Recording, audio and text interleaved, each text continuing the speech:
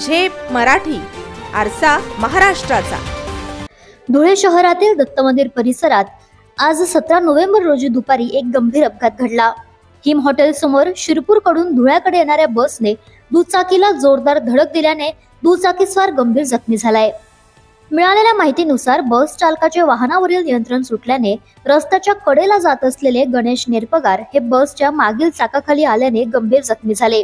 अपघातानंतर परिसरातील नागरिकांनी तत्काळ मदत करत जखमी व्यक्तीस जवळच्या खासगी रुग्णालयात दाखल केले असून त्यांच्यावर उपचार सुरू आहेत। आज दुपारी 3:30 वाजेच्या दरम्यान एक युवक एसटी मध्ये येऊन गेला व एसटीच्या मागच्या चाकात आल्यामुळे तो गंभीर जखमी झाला होता।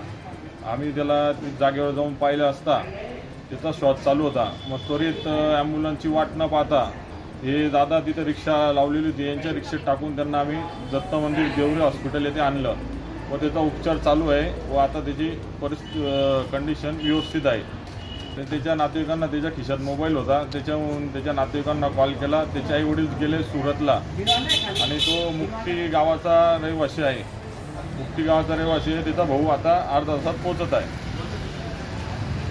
दरम्यान घटनेची माहिती मिळताच धुळे पोलिसांनी तातडीने घटनास्थळी धाव घेत पाहणी केली। अपघाताचे नेमके कारण तपासण्यात येत असून पुढील कारवाई सुरू असल्याची माहिती पोलिसांनी दिली आहे। अशाच वेगळ्या आणि ताज्या बातम्यांसाठी पाहत रहा झेप मराठी, आरसा महाराष्ट्राचा। संपादक प्राध्यापक अनिल चव्हाण, धुळे।